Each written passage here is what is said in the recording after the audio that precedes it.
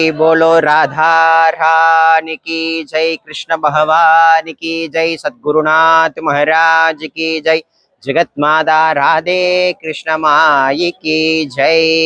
இப்போ நம்ம மதுரா, பிருந்தாவனம், கோகுலம் இது போன்ற சுவாமியினுடைய யாரு நம்மளுடைய கிருஷ்ண பரமாத்மாவினுடைய எண்ணற்ற லீலா விபூதி செய்த எல்லா இடங்களுக்குமே சுவாமியுடைய அருளால போய் தரிசனம் பண்ணிட்டு வந்தோம்.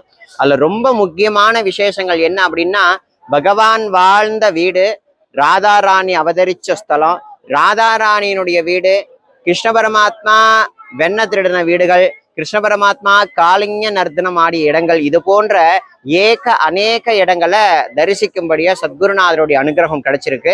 இப்போ நீங்க பின்னாடி பார்க்கக்கூடிய மந்திர் பிரேம் மந்திர் அப்படின்னு சொல்லக்கூடிய ஒரு அற்புதமான மந்திர். இந்த மந்திர் பார்த்தீங்கன்னா ரொம்ப புராதனமான, என்ன சொல்றது அப்படின்னா அவ்வளவு அழகா வடிவமைச்சிருக்காங்க.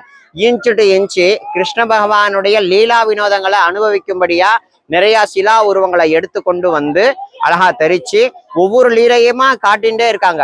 இதுவே ராத்திரி சமயத்துல பார்த்தீங்கன்னா கிட்டத்தட்ட 50,000-60,000 பேர் ஒரு செகண்டுக்கு வந்துட்டே இருப்பாங்களாம் இந்த இடத்துக்கு. அடியன் பார்த்துருக்கேன், நேற்று ராத்திரி அந்த மாதிரி ஆச்சு. இந்த பகல் டயத்துல உங்களுக்கு இந்த ஷார்ட்ஸை கொடுக்குறேன்.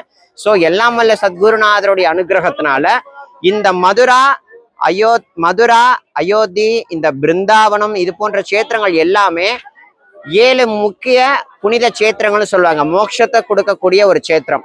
அதுல ஒரு சேத்திரம் தான் இந்த மதுரா, பிருந்தாவனம், கோகுலம், கோவர்தனம். ஸோ இந்த 4 சேத்திரங்களையும் இது போன்ற அநேக சேத்திரங்களையும் தரிசிக்கக்கூடிய பரம பாக்கியம் நமக்கு கிடைச்சிருக்கு.